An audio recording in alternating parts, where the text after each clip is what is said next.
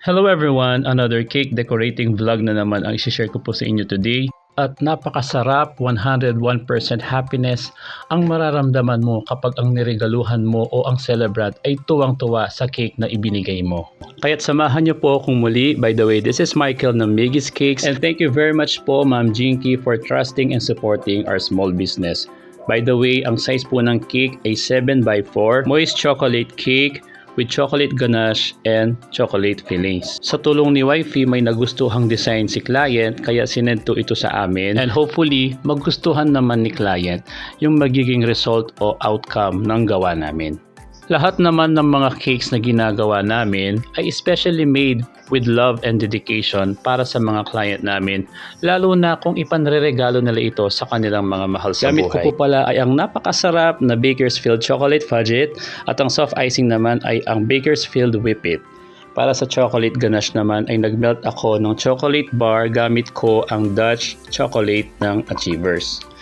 Pinasobra ko talaga yung mga melted chocolates na ginawa ko sa chocolate ganache para purposely mabalutan ko pa rin siya after na malagyan ng fillings. So yung pinaka crumb coating niya is ganache na yung ilalagay ko. Kahit na manipis lang, yung hindi kagaya nung kapag nagpo-fondant, manipis lang yung pagkakalagay ko ng chocolate ganache para kapag kinain yung cake o matikman nila is mas masarap siya. Kasi gusto nga ni client is maging extra special yung cake na ipapagawa niya.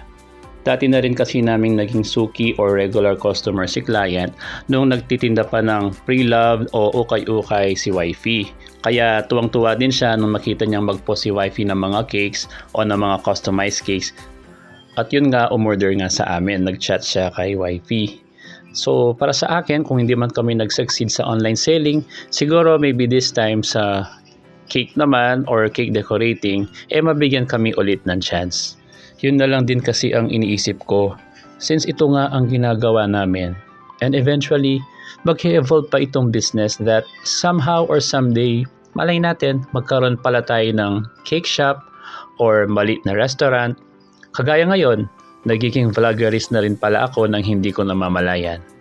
Napakadaming possibilities na pwedeng mangyari that hopefully magkaroon ng maganda at mabubuting patutunguhan kung ano man ang pinagkakaabalahan namin ngayon.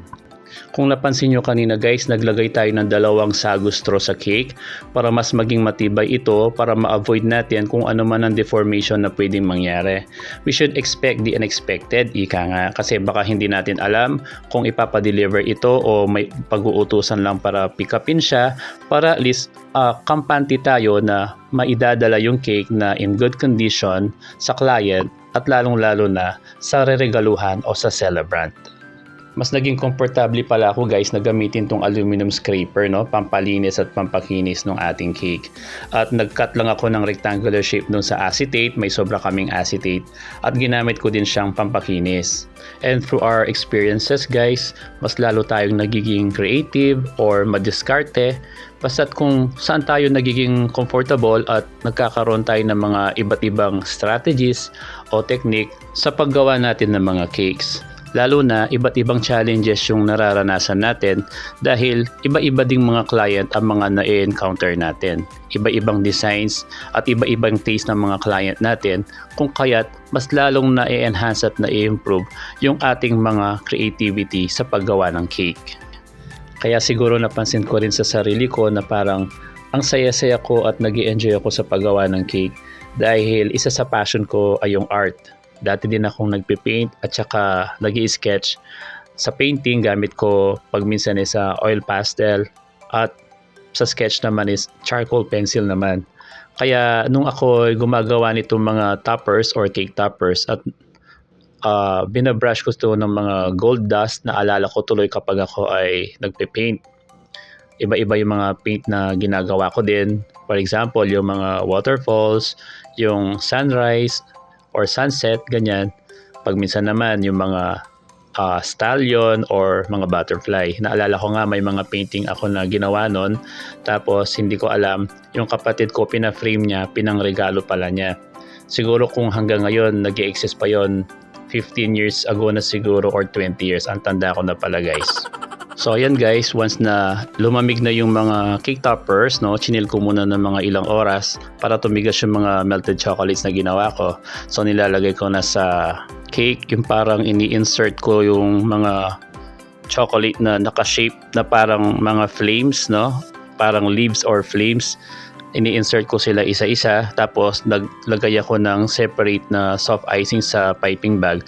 Yun ang ginagawa ko, parang pinaka-pandikit ko. Then later on, lilinisin ko rin naman para hindi siya pangit tingnan, no? Ang napansin ko lang kasi yung pinaka-struggle ko sa paggawa nito, yung white chocolate, parang madali siyang mag-melt. Alam ko, sa pagkakaalam ko, ganun talaga yung white chocolate, pero gusto ko sana mag-try ng ibang brand ng white chocolate pa, baka hindi naman siguro. Or kung kinapalan ko pa siguro ng konti yung mga white chocolate para hindi siya mag-melt.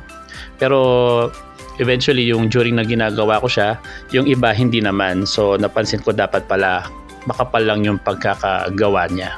Ganun talaga guys, kapag or kadalasan kapag malapit nang matapos yung cake, parang yun ang pinaka-critical part naming mga cake artist o baker, no? Kasi pag patapos na, yun yung ingat na ingat ka kasi iniiwasan mong may aksidente o kapalpakan na pag minsan may hawak kang palette, mabitawan mo, or meron kang hawak na spatula, matamaan yung cake, masira na naman, lalo na kung rush orders ito o kaya pipick up na maya-maya, ganyan. Kaya nga, as much as possible, ginagawa natin in advance yung mga cake.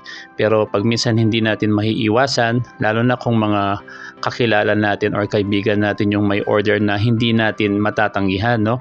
Kaya nga, ingat na ingat kami talaga, no? Ito yung pinaka-critical part, yung pinaka-finishing ng cake. Ayan guys, patapos na pala yung cake, yung paglalagay ko ng mga cake toppers.